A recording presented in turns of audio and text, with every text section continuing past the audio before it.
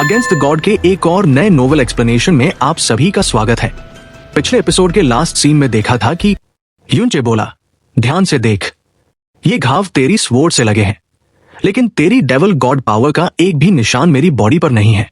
मतलब साफ है, अगर कोई डार्कनेस प्रोफाउंड एनर्जी से हमला करता है तो मांस सड़ने लगता है, खून काला पड़ जाता है। लेकिन युनचे का खून लाल था और घाव एकदम साफ थे। वेंटियन की डार्कनेस उसे छू भी नहीं पाई थी। वेंटियन की आंखें सिकुड़ गई। तू कहना क्या चाहता है? युनचे की हंसी और भी डरावनी हो गई। उसकी आंखों में एक गहरा काला लाइट चमकने लगा। अभी पता चल जाएगा। अचानक युनचे के शरीर से एक भयानक काली एनर्जी का विस्फोट हुआ। उसके बाल हवा में नाचने लगे और पानी के अंदर एक ऐसा प्रेशर बना कि वेंटियन भी हिल गया। वेंटियन की आंखें फटी की फटी रह गई। क्या ये तो युनचे के अंदर से जो निकल रहा था वो कोई आम डार्कनेस नहीं था। वो एकदम प्योर और डेंस डार्क डेविल एनर्जी थी। वो एनर्जी जिसके सामने वेंटियन की ताकत भी फीकी लग रही थी। अब आगे शुआन युआन वेंटियन की आंखें फटी की फटी रह गई थी। वो चिल्लाया, डार्कनेस प्रोफाउंड एनर्जी, तुम्हारे पास डार्कनेस पावर कैसे हो सकती है? ये तो इस सॉवरेन की ताकत है। युनचे के चेहरे पर एक ठंडी नफरत भरी मुस्कान थी। उसकी बॉडी से निकलने वाली डार्क ऑरा अब शुआन युआन वेंटियन से भी ज्यादा गहरी और भयानक लग रही थी।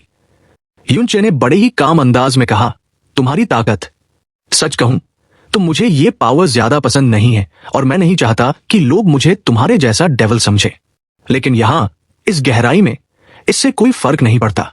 सीन यह है कि आम लोगों के लिए प्रोफाउंड वेन्स उनकी ताकत का सोर्स होती है, लेकिन एंशिएंट डेविल गॉड्स के लिए डेविल ओरिजिन ऑब उनकी पावर का सोर्स होता था। और युनचे, भाई, ये बंदा नॉर्मल तो है नहीं। इसके पास दो सोर्सेस थे, एक तो इविल गॉड्स प्रोफाउंड वेन्स और दूसरा वो डेविल ओरिजिन ऑब जो उसे मून स्लॉटर डेविल सॉवरेन से मिला था और अब उसकी वेन्स में घुल चुका था। युनचे के पास फायर, वाटर, लाइटनिंग और डार्कनेस के इविल गॉड सीड्स थे, तो वो अपनी एनर्जी को किसी भी एलिमेंट में बदल सकता था। लेकिन डेविल ओरिजिन ऑब सिर्फ डार्कनेस प्रोफाउंड एनर्जी ही रिलीज करता था। ये पावर इतनी नेगेटिव और खतरनाक थी कि खुद इविल गॉड ने इसे छुपा कर रखा था और युनचे भी इसे दुनिया को नहीं दिखाना चाहता था। इसी वजह से जब उसे लगा कि वो शुआन युआन वेंटियन को नॉर्मल तरीके से नहीं हरा सकता, तो वो उसे समुद्र के 30 किलोमीटर नीचे ले आया। यहां कोई उसे देख नहीं सकता था। उसने अपनी इविल गॉड वेन्स की सारी एनर्जी को डार्कनेस में कन्वर्ट किया और ऑब की पावर के साथ मिला दिया। अगले ही पल युनचे का ऑरा ऐसे एक्सपैंड हुआ जैसे कोई असली डेविल गॉड जाग गया हो। तभी एक अजीब चीज हुई।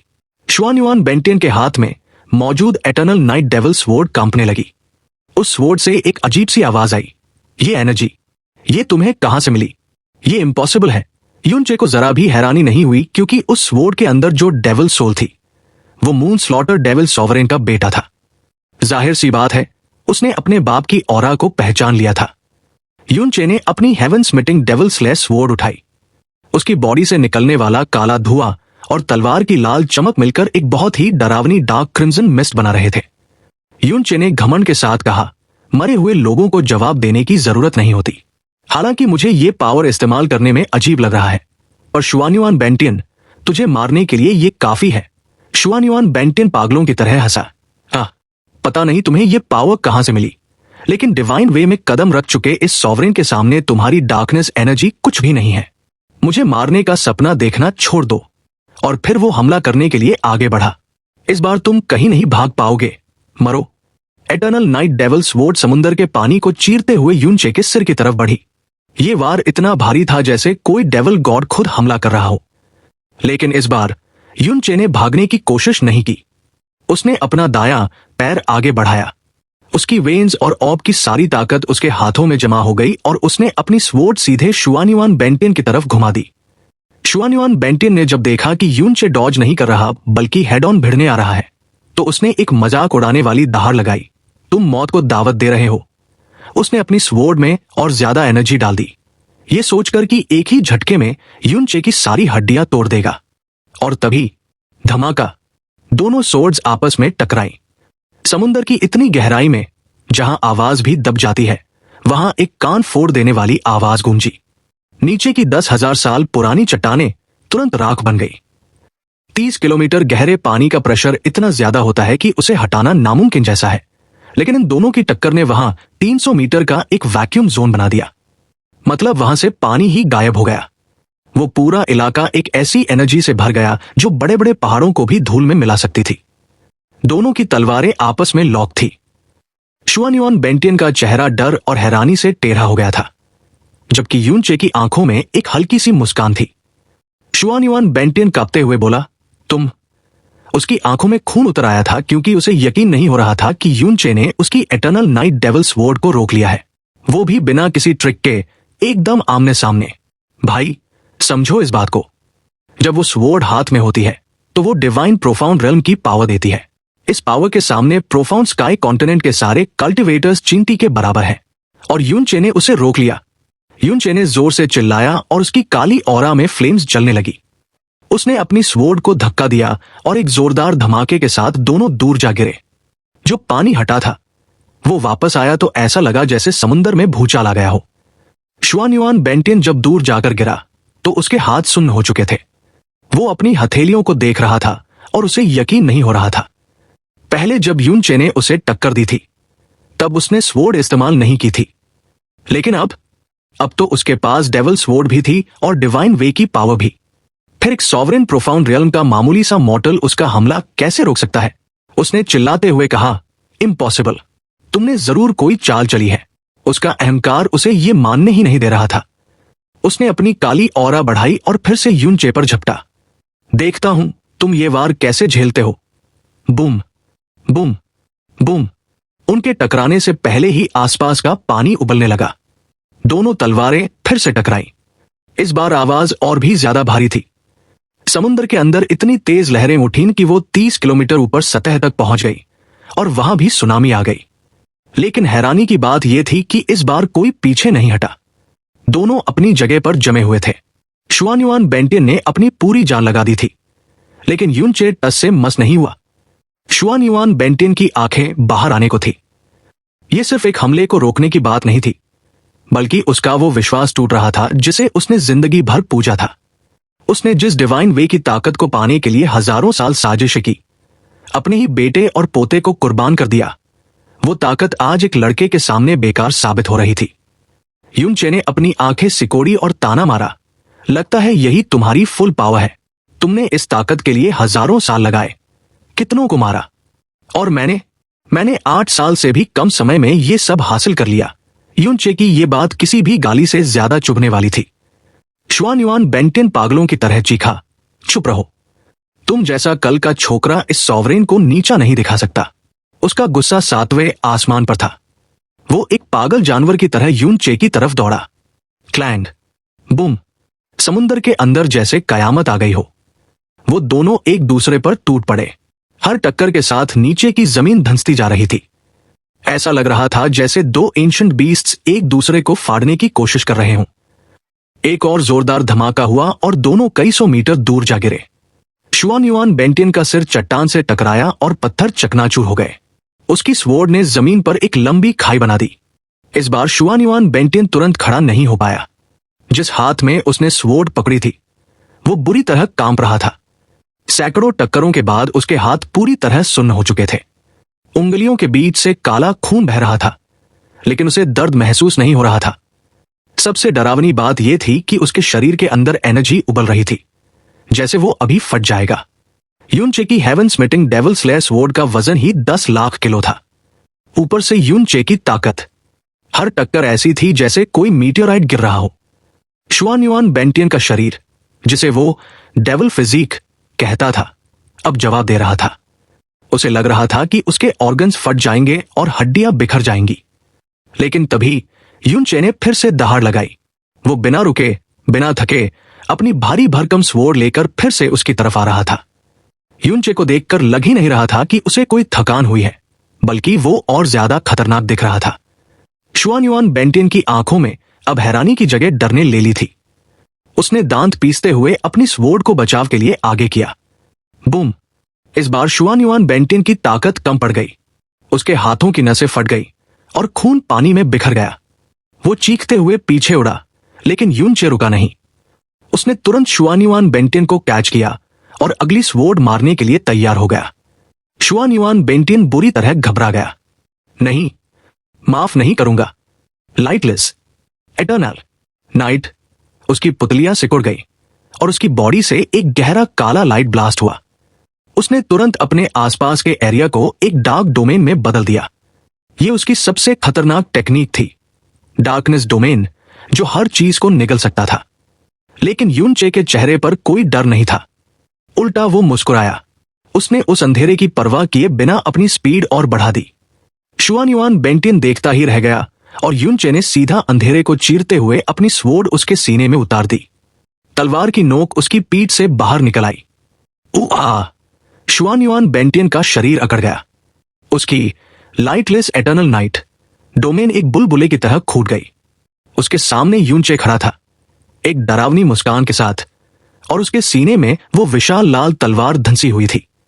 शुआनयुआन बेंटियन ने अपनी जान बचाने के लिए यूनचे के सीने पर हथेली मारी और उसे दूर धकेला।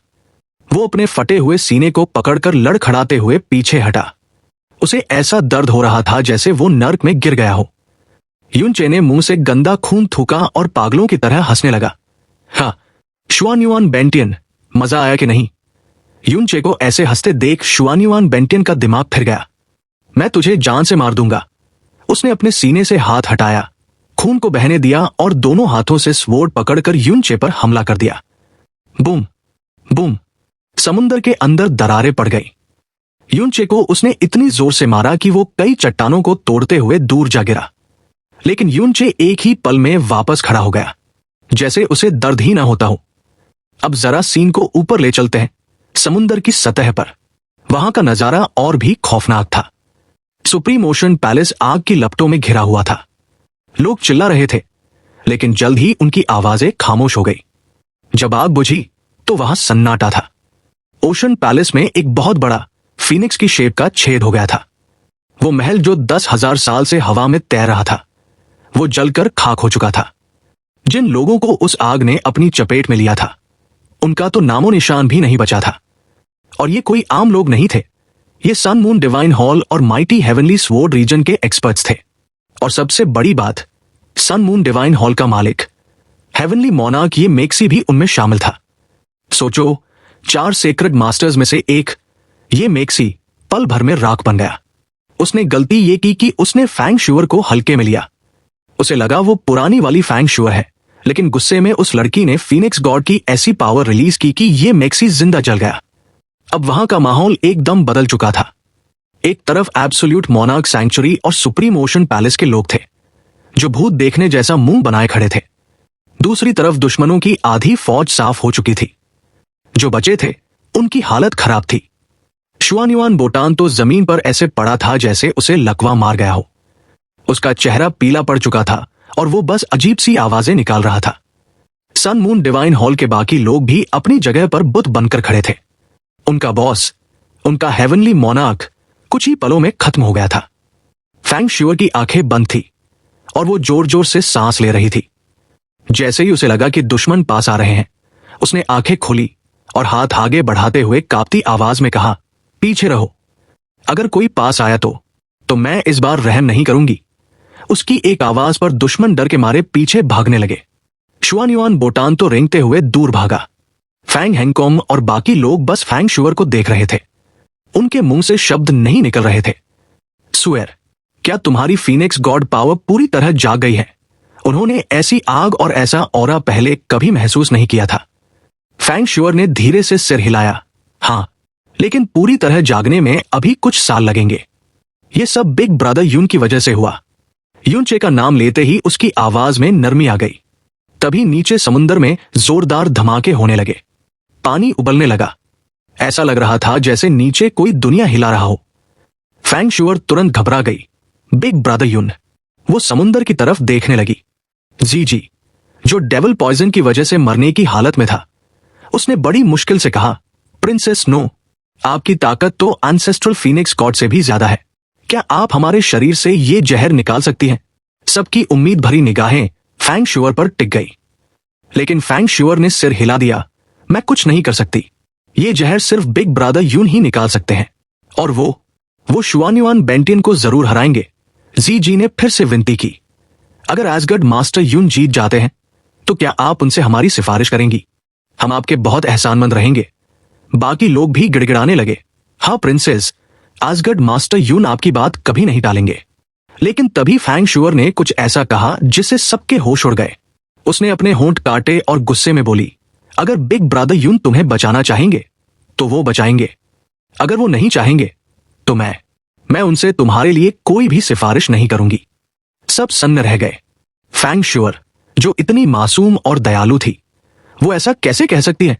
जी जी ने हैरान होकर पूछा, पर क्यों? फैंग शुअर ने पलटकर चिल्लाते हुए कहा, क्यों? ये तो मुझे तुम लोगों से पूछना चाहिए। डेविल स्वॉर्ड कॉन्फ्रेंस में तुम लोगों ने बिग ब्रदर यून को मारने की कोशिश की, उनका मिरर छीनना चाहा, फिर भी उन्होंने तुम्हें माफ कर दिया। लेकिन जिस दिन हमारी सगाई थी, जब वो घायल थे, तब तुम लोगों ने फिर से उन पर हमला किया। अगर उस दिन लिटिल डेमन एम्प्रेस सिस्टर नहीं आती तो बिग ब्रदर यून मारे जाते। उसने उंगली उठाकर सबकी पोल खोल दी। बिग ब्रदर यून ने कभी तुम्हारा बुरा नहीं किया, लेकिन तुम लोग बार बार उन्हें धोखा देते रहे। अब वो तुम्हें क्यों बचाए? मैं क्यों तुम्हारी मदद करूं? फैंग शुअर के इस खुलासे से वहां सन्नाटा छा गया। सुप्रीम ओशन पैलेस और सैंक्चुरी के लोग अपने ही नेताओं को देखने लगे। हुआंगजी वुयू और कुक फैंगी की चोरी पकड़ी गई थी। जी जी ने सफाई देने की कोशिश की, ये कोई गलतफहमी है, लेकिन फैंग शुअर ने उन्हें झिड़क दिया, झूठ मत बोलो, तुम लोगों ने ये किया है, उनसे पूछो। हुआंगजी वुयू ने अपनी आंखें बंद कर ली और कबूल किया, हम नहीं चाहते थे कि वो मिरर उस बूढ़े शुआन युआन के हाथ लगे। बस इतना सुनना था कि सबके पैरों तले जमीन खिसक गई। मतलब ये सच था। इन तथाकथित नेक नेताओं ने यूनचे की पीठ में छुरा घोंपा था। अब उनके पास यूनचे से मदद मांगने का कोई मुंह नहीं बचा था। खैर, वापस चलते हैं समुंदर के नीचे, जहां असली एक्शन चल रहा था। शुआन युआन बेंटिन की हालत पतली हो चुकी थी। सीने में हुए उस छेद से उसकी पावर और खून तेजी से बह रहा था। 20 वार होते होते उसकी एटर्नल नाइट डेविल स्वॉर्ड टेढ़ी हो चुकी थी, और फिर एक जोरदार टक्कर में उसके हाथों की सारी हड्डियां फिर से चकनाचूर हो गई। वो एक टूटी हुई गुड़िया की तरह नीचे चट्टानों पर जा गिरा। शुआन युआन बेंटियन दर्द और गुस्से से चिल्लाया। उसकी बॉडी हिल भी नहीं पा रही थी, लेकिन उसका चेहरा किसी इविल गोस्ट से भी ज्यादा भयानक हो गया था। यूनचे भी बुरी तरह हांफ रहा था, लेकिन कुछ ही सेकंड्स में उसने अपनी सांसें काबू में की और फिर से तलवार उठा ली। आपको याद दिला दूं कि यूनचे उसे पानी में क्यों लाया था। एक तो डार्कनेस पावर छुपाने के लिए, और दूसरा वाटर एलिमेंट। समुद्र में पानी का प्रेशर और करंट्स दूसरों को कमजोर करते हैं, एनर्जी चूस लेते हैं। लेकिन यूनचे, जिसके पास वाटर सीड है, उसके लिए यह जगह स्वर्ग जैसी थी। यहां उसकी इंजरीज और एनर्जी तेजी से रिकवर हो रही थी। यूनचे को फिर से अपनी तरफ आते देख शुआन युआन बेंटियन के गले से एक हताश आवाज निकली। वो अपनी स्वॉर्ड उठाने की कोशिश कर रहा था, लेकिन उसके हाथ काम ही नहीं कर रहे थे। बूम! यूनचे ने उसे एक और जोरदार लात मारी और वो पानी में घूमता हुआ दूर जा गिरा। उसके हाथ से तलवार भी छूट गई। शुआन युआन बेंटियन अब बस मांस का एक लोथड़ा बनकर रह गया था। यूनचे खून से लथपथ था, लेकिन उसका जोश कम नहीं हुआ था। अगर सिर्फ प्रोफाउंड एनर्जी की बात होती तो शायद वो शुआन युआन बेंटियन से नहीं जीत पाता, लेकिन फिजिक के मामले में शुआन युआन बेंटियन का नकली डेविल फिजिक यूनचे के असली ड्रैगन गॉड फिजिक के सामने बच्चा था। यूनचे ने पानी को चीरते हुए उसकी तरफ कदम बढ़ाया।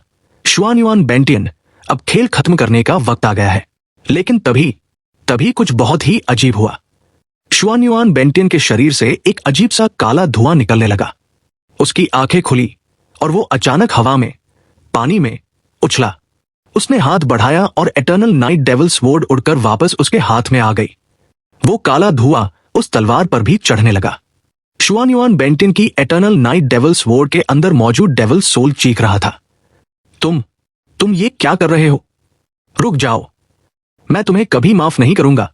वो डेविल सोल दर्द से तड़प रहा था, लेकिन शुआन युआन बेंटियन पर तो जैसे खून सवार था।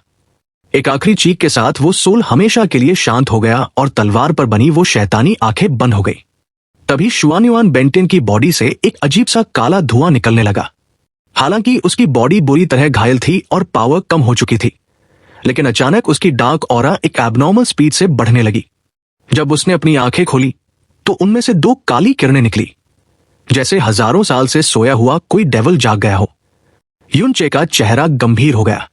उसने अपनी हेवन स्मिटिंग डेविल स्लेयर स्वॉर्ड को कसकर पकड़ा और भारी आवाज में बोला, जैसा मैंने सोचा था, शुआनयुआन बेंटिन, तुम पूरी तरह पागल हो चुके हो।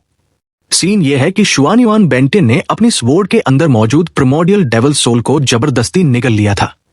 ऐसा करके उसने अपने अंदर के डेविल ब्लड और सोल को पूरी तरह मर्ज कर लिया था। इससे उसकी पावर थोड़ी देर के लिए तो आसमान छूने वाली थी, लेकिन इसका अंजाम बहुत बुरा होने वाला था। जैसे ही वो सोल खत्म होगा, शुआनयुआन बेंटिन की पावर हमेशा के लिए डिवाइन वे से टूट जाएगी और उसकी लाइफ भी खत्म हो जाएगी। मतलब साफ है, वो अपनी जान देकर बस कुछ पल की ताकत हासिल कर रहा था। शुआनयुआन बेंटिन एक असली डेविल गॉड की तरह हंसा, अब मुझे कोई नहीं हरा सकता, कोई भी नहीं। Boom boom boom. वो जैसे जैसे आगे बढ़ रहा था, समुद्र की गहराई में भूकंप आ रहे थे। उसकी ताकत अब पहले से दोगुनी हो चुकी थी। उसने चिल्लाते हुए कहा, युनचे, मैं तुम्हारे शरीर के हजारों टुकड़े कर दूंगा। उसने अपनी तलवार उठाई और युनचे पर हमला कर दिया। यह वार इतना खतरनाक था कि युनचे को पक्का यकीन था कि अगर उसने इसे डायरेक्ट ब्लॉक किया तो उसका काम तमाम हो जाएगा। युनचे ने तुरंत पीछे हटते हुए डॉज किया। जहां वो खड़ा था वहां की जमीन सैकड़ों मीटर तक उखड़ गई और एक गहरी खाई बन गई। युनचे ने पलटवार किया और अपनी प्रोफाउंड हैंडल से बनी तलवार सीधे शुआनयुआन बेंटिन की आंखों में घोंप दी। शुआनयुआन बेंटिन दर्द से चिल्लाया और अपनी आंखें पकड़ ली। लेकिन युनचे रुकने वाला नहीं था। उसने अपनी ऑरा को एक्सप्लोड किया और अपनी सबसे खतरनाक टेक्निक इस्तेमाल की, रम्बलिंग हेवन। युनचे की पावर भी सडनली शुआनयुआन बेंटिन से ज्यादा बढ़ गई। शुआनयुआन बेंटिन ने पागलों की तरह चीखते हुए अपनी स्वॉर्ड घुमाई, सॉवरेन तुम्हें जान से मार देगा। लेकिन इस बार युनचे पीछे नहीं हटा। उसने अपनी हेवन स्मिटिंग डेविल स्लेयर स्वॉर्ड उठाई और डिस्ट्रॉइंग स्काई डेसिमेटिंग अर्थ मूव के साथ सीधा हमला बोल दिया। एक जोरदार धमाका हुआ और आसपास के कई किलोमीटर तक पानी और जमीन सब गायब हो गया। वहां बस वॉइड बचा था। शुआनयुआन बेंटिन का दाहिना हाथ धूल बन गया और उसकी तलवार दूर जा गिरी। युनचे, जो अब खुद एक डेविल जैसा दिख रहा था, उसने अपनी बची खुची सारी ताकत और नफरत के साथ अपनी तलवार सीधे शुआनयुआन बेंटिन के सीने में उतार दी। तलवार शुआनयुआन बेंटिन के शरीर को चीरते हुए आर पार निकल गई। शुआनयुआन बेंटिन की आंखों से खून बह रहा था। उसने नीचे देखा तो उसके सीने में एक बहुत बड़ा छेद हो चुका था। उसके ऑर्गन्स, वेन्स सब खत्म हो चुके थे। उसका वो डेविल फिजिक जिस पर उसे इतना घमंड था, अब बस खून का एक थैला बनकर रह गया था। युनचे, जो खुद पूरी तरह एग्जॉस्ट हो चुका था, जमीन पर घुटनों के बल गिर गया। उसने बड़ी मुश्किल से सांस ली और हंसते हुए बोला, शुआनयुआन बेंटिन, अब तुम्हारा खेल खत्म। शुआनयुआन बेंटिन को यकीन नहीं हो रहा था। इम्पॉसिबल, ये कैसे हो सकता है? मेरी पावर। तभी समुद्र का पानी, जो वैक्यूम की वजह से हट गया था, वापस आ गया। पानी के प्रेशर ने शुआनयुआन बेंटिन की टूटी हुई बॉडी को और भी ज्यादा तोड़ दिया। वो पागलों की तरह हाथ पैर मारने लगा, नहीं, मेरी पावर वापस आओ। मैं कचरा नहीं बनना चाहता, वापस आओ। उसकी सारी हेकड़ी निकल चुकी थी। वो बस एक लाचार जानवर की तरह चिल्ला रहा था। युनचे ने उसे ठंडी नजरों से देखा। एक इंसान जिसने पूरी जिंदगी ताकत के पीछे भागने में लगा दी, हजारों साल साजिशें की। आज वो उसी ताकत को खोने के डर से तड़प रहा था। युनचे ने कहा, तुमने अपनी इच्छाओं के लिए कितनों को मारा। आज न्याय का दिन है। युनचे ने अपना हाथ बढ़ाया और एक फ्लेम का गोला उस पर छोड़ दिया। बूम। वो आग ज्यादा तेज नहीं थी, लेकिन शुआनयुआन बेंटिन अब इतना कमजोर था कि वो उसे भी नहीं झेल पाया। एक आखिरी चीख के साथ वो हमेशा के लिए जलकर राख हो गया। उसकी राख समुद्र के पानी में बह गई। प्रोफाउंड स्काई कॉन्टिनेंट का सबसे बड़ा विलन, हेवनली सॉवरेन, राख बनकर इतिहास के पन्नों से मिट गया। युनचे पानी में तैरता रहा। उसकी ताकत पूरी तरह खत्म हो चुकी थी। उसने खुद से कहा, सच कहूं तो मुझे उसे जज करने का क्या हक है? मैंने भी तो न जाने कितनों को मारा है। उसने अपनी आंखें बंद की और जैस्मिन को याद किया। जैस्मिन, देखा तुमने, मैंने उसे हरा दिया। तुम्हारे बिना भी मैंने एक पावरफुल दुश्मन को हरा दिया। अगर तुम देख रही हो तो क्या मेरी तारीफ करोगी? फिर उसने अपनी आंखें खोली और उसे अपने दादाजी का चेहरा याद आया। ग्रैंडफादर, मैंने आपका बदला ले लिया। तभी समुद्र के ऊपर की दुनिया में हलचल मच गई। नीचे हुए धमाकों की वजह से हजारों मीटर ऊंची लहरें उठीं और सुप्रीम ओशन पैलेस से टकराने लगी। लोग डर के मारे चिल्लाने लगे, लेकिन थोड़ी देर बाद सब शांत हो गया। फैंग श्योर ऊपर से ये सब देख रही थी। जब काफी देर तक कोई हलचल नहीं हुई तो उसे घबराहट होने लगी। उसने और इंतजार नहीं किया। उसने अपने चारों तरफ एक फीनिक्स फ्लेम का बैरियर बनाया और सीधा समुद्र में कूद गई। फैंग हैंगकांग ने उसे रोकने की कोशिश की। स्वेर, ये बहुत खतरनाक है, लेकिन वो नहीं रुकी। नीचे गहराई में युनचे धीरे धीरे रिकवर हो रहा था। उसने अपना हाथ बढ़ाया और दूर गिरी हुई एटर्नल नाइट डेविल स्वॉर्ड उसके हाथ में आ गई। अब उस तलवार पर वो शैतानी आंखें नहीं थी। डेविल सोल के मरते ही तलवार शांत हो चुकी थी। तभी तलवार कांपने लगी और उसके ऊपर एक धुंधला सा साया दिखाई दिया।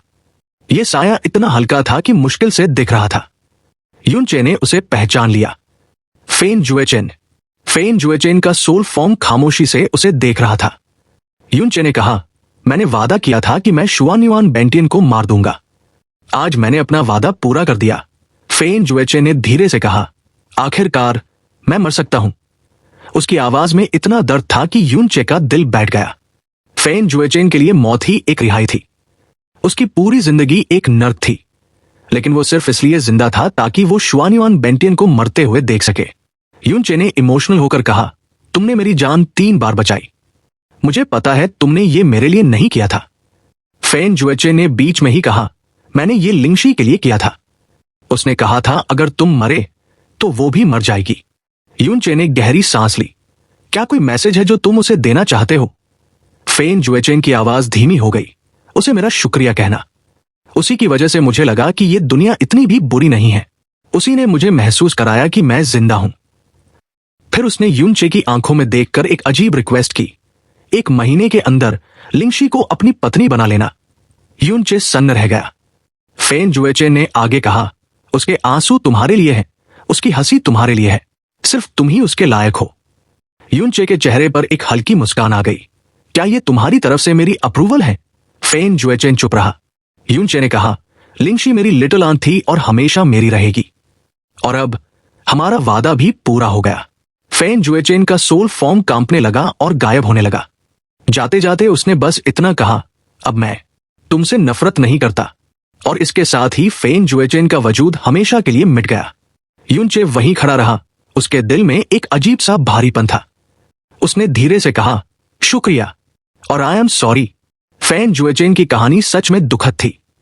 उसकी फैमिली को 2 बार मारा गया, उसके शरीर को छीन लिया गया और उसे नफरत का हथियार बना दिया गया। शायद लिंगशी से मिलना ही उसकी जिंदगी का इकलौता अच्छा पल था। युनचे ने उस तलवार को अपने पास रख लिया, फेन जुएचेन की आखिरी निशानी के तौर पर। तभी ऊपर से आवाज आई, बिग ब्रदर युन। फैंग श्योर उसे ढूंढते हुए वहां आ गई। युनचे को सही सलामत देखकर वो खुशी से रो पड़ी और उसे गले लगा लिया। युनचे ने मुस्कुराते हुए कहा, चलो ऊपर चलते हैं, सब इंतजार कर रहे होंगे। जब वो दोनों पानी से बाहर निकले और सुप्रीम ओशन पैलेस पर लैंड किया तो वहां सन्नाटा छा गया। सब लोग युनचे को देख रहे थे, जो खून से लथपथ था लेकिन जिंदा था। इसका मतलब साफ था, शुआनयुआन बेंटियन मारा गया।